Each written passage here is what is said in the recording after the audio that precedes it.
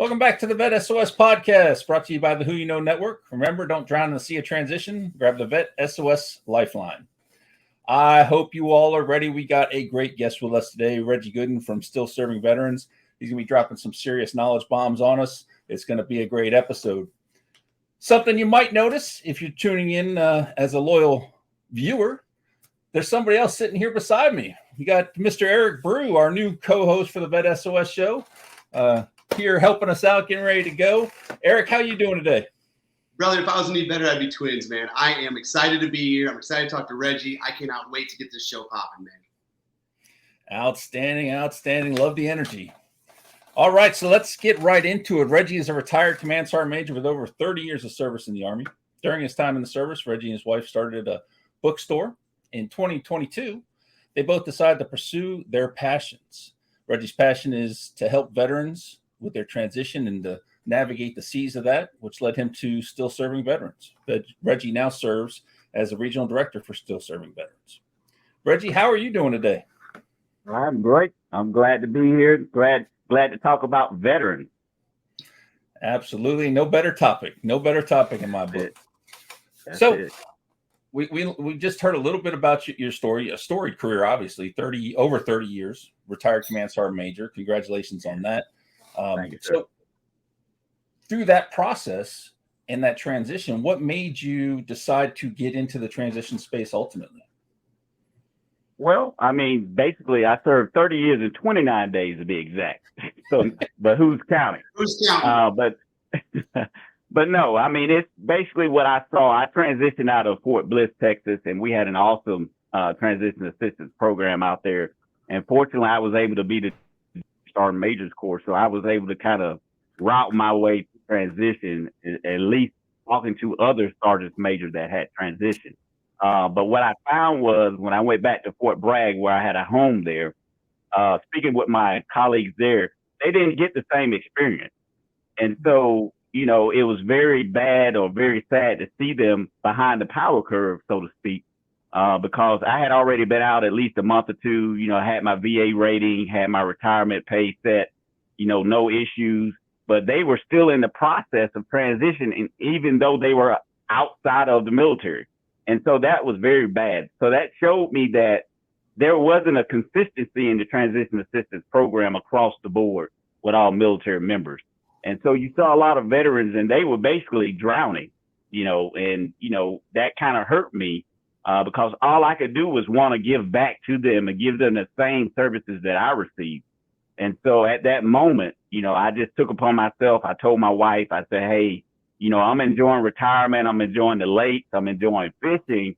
I said, but, you know, if it was anything that would bring me out of retirement, it would be to assist my brothers and sisters and veterans. And so, you know, I was fortunate enough, you know, my wife found the dream home here in Georgia. We're both from Georgia. So as soon as I got here, I got on LinkedIn and I'm networking. And I was blessed to find this organization. And so, you know, it's a true blessing. And it's kind of funny. Eric knows where we are because he's worked here. So the address here, one of the addresses is 1208 Broad Street, Phoenix City. So my birthday is December 8th. And so that to me spoke to me and said I was in the right place at the right time. Follow the signs. It points right to it. Absolutely. That is the way to do it. Okay. That's a fantastic story and how you got into it. That's just amazing. So as you go through this and you decide you want to start helping veterans and you know, you're following the signs as we just pointed out, you know, aside from serving for 30 plus years, where did that passion, was it just from being a soldier or was there something more, a need to give back? You know, was there something else pulling you towards it? Or is it really just, you know, the fact that you've been an NCO and you help soldiers for years? Well, I mean, I look at it like this. Once you become a leader, you know, we always use the cliche servant leader. You know, you have to take a deep dive in yourself and figure out, okay, are you going to spend your life just kind of going to and fro, seeking your own aspirations, or are you going to assist others and bring others up in the fold? So I see it as a ministry for me personally. And, it's just my ability or just being able to be strategically placed by God to be in the right place at the right time. And so it doesn't matter, if it's here or is it outside these walls, if it's in my local community. I just feel the need to help people because we believe in iron sharpening iron. And so we should be able to help one another in whatever we're doing if we can. And if we can't help them, we should be able to send them to some place or someone that can help them in what they're trying to do. I got to drop the bomb on that one. Yeah. I got to drop the bomb. You being a servant leader, taking care of soldiers, 3 senior non-commissioned officers all sitting here. We have all been there. We all believe in it. And, Right. and that's how you do it and how you do it right. Eric, I'll turn it over to you. What you got? So, I know the answer to this, Reggie. Okay, so I'm going to let you take the helm, okay, buddy? I'm curious. I want our listeners to know. I want everyone to hear. Tell us about Still Serving Veterans. Who is Still Serving Veterans? What is it about you? What is it about your mission? Tell us about that organization. Well, the first thing, this is going to sound funny. So I go out and, as I go out on the regional director trail, everybody, it's a cost to everything in the world. People think it's a cost to everything. So the first thing I lead in with about Still Serving Veterans, same thing I do when I go out and beat the streets, is everything is free. Okay. It's a free resource. So it's a tool in their toolbox. And so what we are, we're a 17-year nonprofit. Okay. And we're here to help veterans and their families assist them with gaining meaningful employment anywhere in the nation. Okay. And so we have access to all of our VA benefit resources. We have access to local resources. We have access to resources all over the place in the form of employers. So we're here to partner them with our veterans and help them to find meaningful lives and things that they want to do, things they would love to do rather than things they have to do. And so we're here to assist them with that. And so our biggest grantor is the Call of Duty game. And a lot of people think I'm lying or, they just think it's funny. I said, no, we're a Call of Duty Endowment recipient. And so they pay everything. And so we're able to just go out freely and do what we're called to do, which is to help veterans and their families. Man, that's amazing. Absolutely amazing. And Eric probably knew that. I didn't know. I didn't know Call of Duty was the beneficiary there. Right. And we have a lot of other grantors, but they're our main endowment grantor. Yes. Man, outstanding. All right. So tell us a little bit about the services. What are the things that Still Serving Veterans is doing for our community? Okay. So, we have a whole host of a suite of things that we do, particularly here in Phoenix City, as well as our headquarters office in Huntsville. We have veteran career transition services. We have VA benefit assistance. We have a veteran resource connection where we can help veterans that are in an immediate need, sort of like utilities, homeless situations. They're having bills. They don't have a way to work. And so we're here to provide them a quick resource connection, not only within our business, but as well as outside. So we have a dedicated person that's there for them for that immediate help. Because you have to recognize, or we recognize that, we can say, okay, we'll get you employment, but we can't get you employment if your mind is not in the right state for that time. So we have to assist them with other things first to get them prepared to go into being employed somewhere. So we have a whole host of things that we do and that we're able to assist them with. And so, again, our biggest thing is that we connect with as many resources as possible to act as a conduit for them because they don't know what they don't know. And so we're just here to always just provide them guidance and direction and just hear their story and just to see where they are. Oh, I love that. And you hit the nail on the head there, Reggie. I think that's the thing. Transition's a whole lot of you don't know what you don't know, right? Yeah. So you mentioned transition services. Tell us about the different transition services that Still Serving Veterans offers. Okay. And so the biggest thing is, as far as transition services, so me, myself, we also have a memorandum of understanding with Fort Benning TAP. Okay. So one of the things that I do is I go out twice a month to teach advanced resumes and to also teach interview techniques. In addition to that, every Wednesday on Fort Benning, they also have a connections event where they allow employers to come on Fort Benning and to actually talk to those that are in transition. Now, within our house, here in Phoenix City, as well as in Huntsville, they get a dedicated counselor. That is their counselor. Their counselor will walk them through the process of navigating the wilderness of transition. And they do that with an initial appointment. They do that to discuss, okay, what are your skill sets?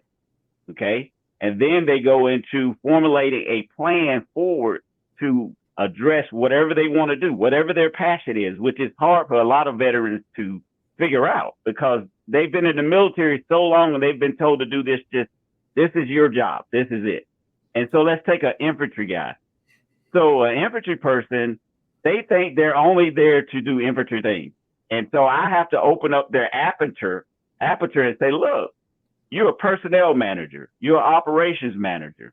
You're a quality assurance person. You're a risk assessment guy. And all these, you work into accountability.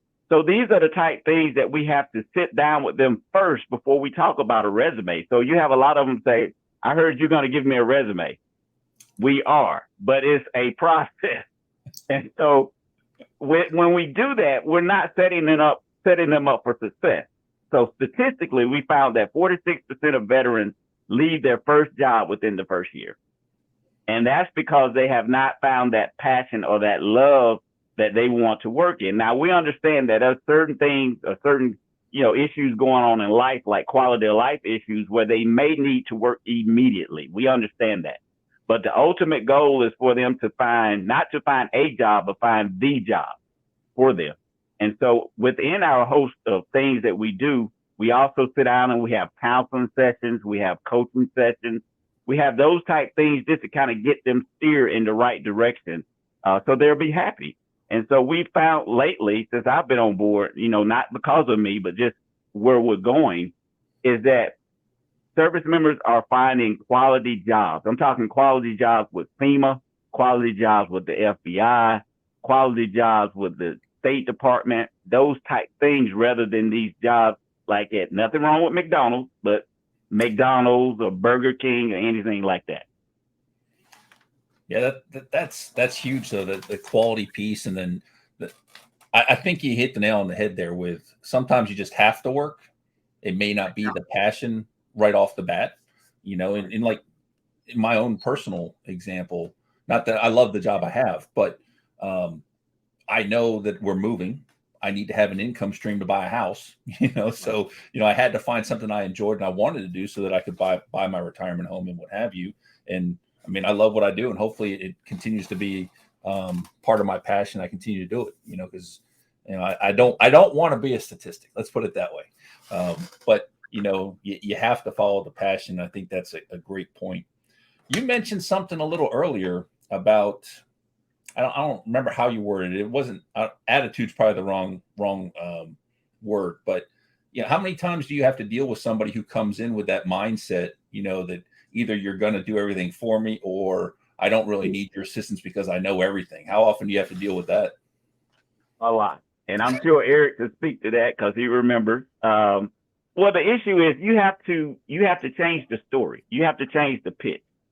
And so, a lot of times, particularly from the transition assistance program, they say, hey, you need a resume, go see still serving veterans. And it's all about how we don't tell them, no, we're not just going to give you an immediate resume. We just have to tell them, look, we have to go through a few things first to make sure you understand the process and what are you trying to get into. But yes, I mean, we deal with a lot with that as far as people call and said, hey, I want a resume. But to be honest with you, within my last 9 months, I've had one person that totally turned down our services because we didn't give them a resume immediately. One person. And, and I was kind of disappointed because it was a senior NCO. And, he was disappointed with that. And I was like, that's fine. I understand, you have other things that you're trying to do. I said, but this is our process and we're only preparing you to be better in this civilian sector. And so a lot of times they don't realize that you have to peel back the onion and figure out, okay, what are my skill sets? What are the things that I'm passionate about? What are the things that I could give value to an organization with, and not just a one-dimensional aspect of the person? And so a lot of people are expecting a lot out of veterans when they come out of the military. And that's why they are a hot commodity today, because of all the unique skill sets that we have: adaptability, flexibility, punctuality, leadership, management. We have all these things, but we just have to be able to package them in a nice package for them to be presented to the employer in a good way. Oh yeah, absolutely. Just a follow up on that. How is there a bigger portion that's senior leaders versus juniors coming out of the service? Where do you find the biggest? I keep using the word attitude, but where do you find the biggest population of people who you have to retell the story or refocus the story on? I would say more mid-career, maybe from the E6, E7 level, because a junior soldier or junior service member, they just don't know what they don't know. So they're just looking for direction. So they're more open. They're like, okay. But when you have a mid-career, E7, maybe E8, E6, E7, E8, not particularly officers. Officers are pretty much open. They just want guidance. And a lot of times they come already packaged. It's just that we have to hone that package. Like they have their resumes together. They have all these things. And we just have to go in there more and do more of a targeting session with them. But the mid-careers, they just think they know everything pretty much. And, they feel like, okay, if I was a human resources person in the military, then I'm a human resources person on the outside. No, you're not, because you're not SHRM. You don't have a certification. You're not a project manager because you don't have a certification. And so it's, just getting them over that hump of thinking that they've done so much in the military that they think they automatically qualify for a lot of things in the civilian sector. And that's not the case. And so I like to use, when I give my classes, I like to use an analogy of merging onto a busy 4-lane highway, expressway. So the civilian sector is already on the highway. They're running 100 miles an hour. Okay. Military service members are merging into that. When you're merging, you have to get up to speed in order to be competitive on the highway, right? But if you're merging slowly, you're not getting any certifications, you're not preparing yourself as you get onto the highway, then you're going to get run over. And so that's what I have to get them to think about. Look, you're merging, you're driving really slow. You're driving like 25 miles an hour with that mindset. So we need to get you up to speed so at least you're able to drive alongside your civilian counterpart. It's coming. Oh, yeah. I had my finger on the trigger too. I mean, that is an awesome analogy. Now the question is it the Autobahn? They're lagging. Yeah, they're just like, I don't want to do it. I want to get out, but I don't want to prepare myself to merge into this already functioning, already going highway. And you're going to miss it. You're going to get run over. You're going to get pushed in the ditch, all that stuff. So I got to take that a step further, then, Reggie. I got to ask you a question. How many times do you see veterans, transitioning service members, who are going too fast to merge? I see a lot of those as well. They need to control their speed. They're all over the place. And I'm like, you need to control yourself, because that is true. They're overly, overspeed, the excessive speeding, trying to get there. And that's the part of the services that I like, that we're able to just kind of sit them down and just talk to them and just say, okay, let's think about what we're doing versus, okay, yeah, I'll give you a resume. There you go. And it's just the wrong answer now. It may have been good time before, but now we just have to really take honest ownership of these veterans and just sit them down and, just like you say, control them and say, look, we need to figure out what speed are you traveling right now. And we need to figure out what speed is what are they doing? Maybe you're trying to merge onto a 3-lane highway versus a 5-lane highway. I don't know. But we have to understand where you want to go and how to get there. I love it. So you've talked about helping transitioning service members, and I love that. You've talked about Huntsville and Fort Benning. can transitioning service members, veterans, you help them everywhere? Are you local? Everywhere. And so that's the biggest thing too, is we, moving forward with still serving veterans, we have to be able to tell a story of, it doesn't matter if we're in Huntsville, Phoenix City. That's just by virtue of where the nonprofit is, set up. So we're able to help veterans all over the place. Just yesterday, a young lady that I was assisting, she's in Mississippi, and she got hired yesterday with the police department out there in Mississippi. So we're also helping. I have another gentleman. He's in Illinois. We've talked to veterans that are in Afghanistan. If they're able just to contact us and we're able to contact them, then we help. So it doesn't matter, even though I'm the regional director, we're spread out all over the nation, all over the world. So it just depends. If the veteran's able to contact us and us contact them, then we can help them. We don't turn any veterans away. I love it. Yeah, and again, it's free. Free 99, man. That's my favorite price. Yeah, we need an icon for that one too. Drop that in there. Yeah. Free 99. Yeah. That's amazing. I love the fact that you even mentioned, someone overseas. That's fantastic that we can reach out and support people regardless of where they're at in the world, and that's so important. And I've seen, some of the other networking type organizations are trying to do overseas ones now too to help them get into the whole transition piece, which is really great to see. So with still serving veterans,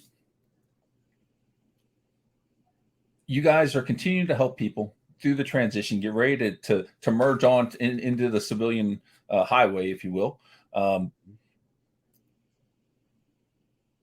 Is there something that becomes a bigger roadblock than others that you're seeing? I know you've talked about, recalibrating the mentality a little bit and things like that, or, changing the story and the focus, but are there other things that you see pop up that you have to address or help them work through? There is, because one of the biggest things, like I alluded to earlier, was just them not taking an honest assessment of who they are and what skills they have.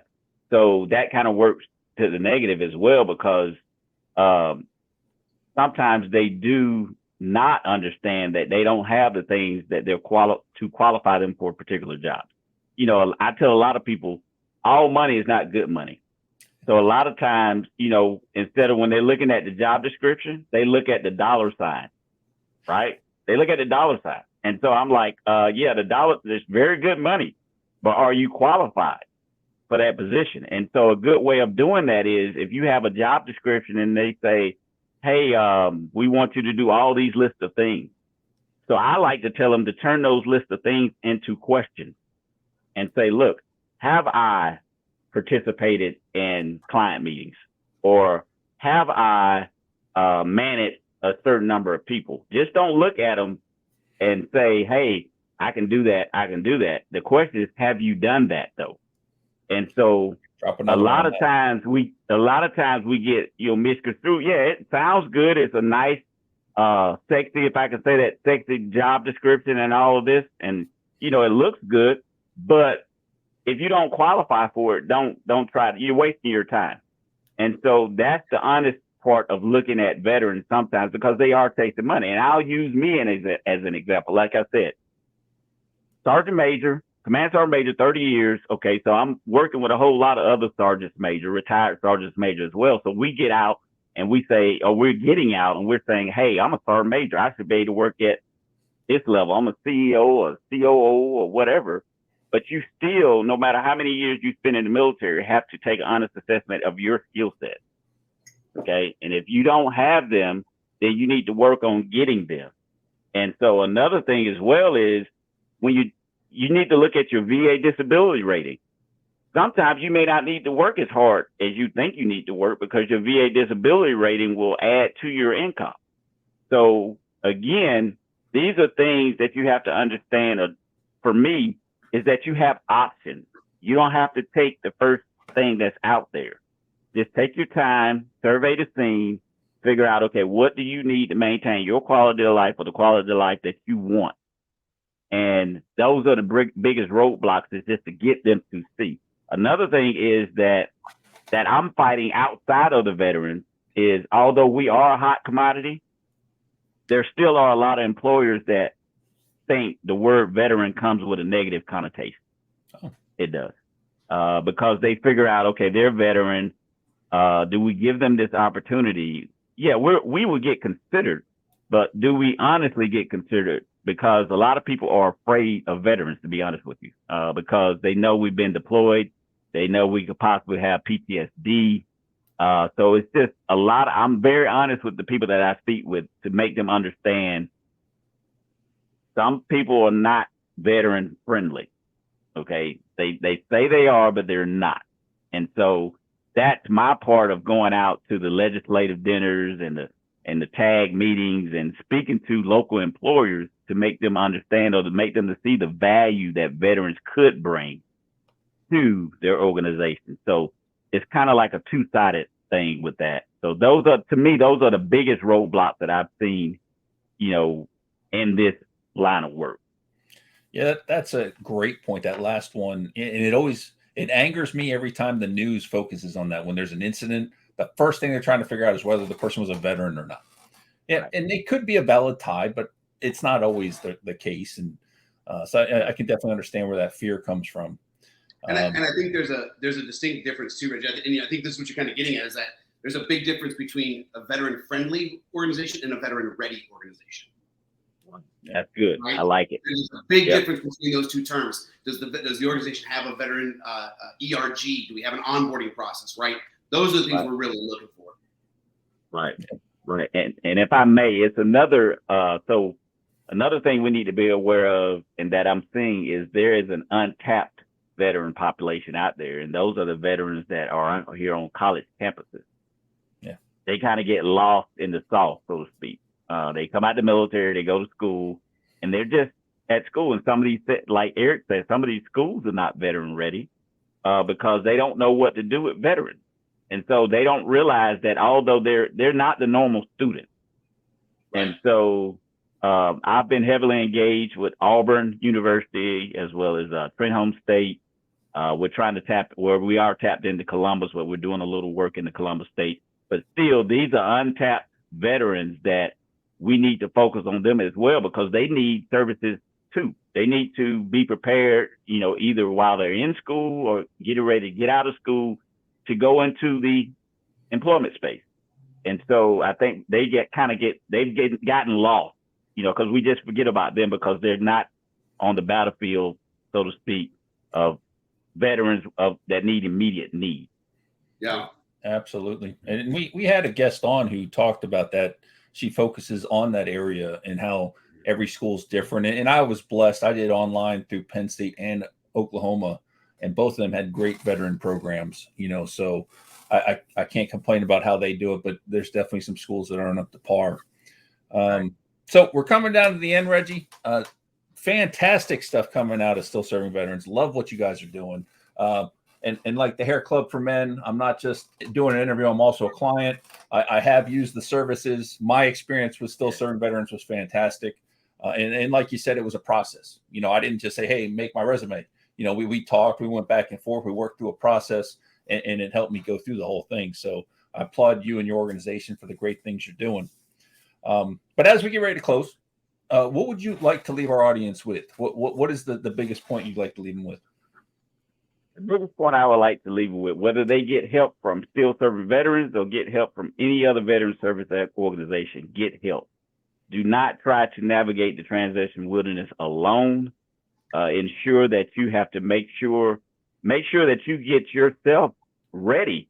And I mean mentally, emotionally, physically ready for this space. And so again, just get help. There are a lot of organizations out here, and not all of them are cut out the same, but we are still here to assist veterans and get them prepared for their future career goals. Yep. Boom. I got to drop it on that. Great advice.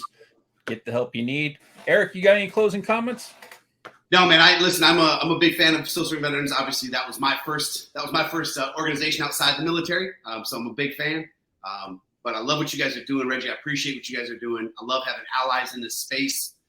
So, man, thanks a lot. I want to ask one last question, though, before we get out of here. Reggie, if our listeners wanted to get a hold of you, how do they get a hold of you, man? Well, you can actually go to ssv.org. You know, we have a whole list of our team members on there as well. My personal email is rgooden, Gooden, at ssv.org.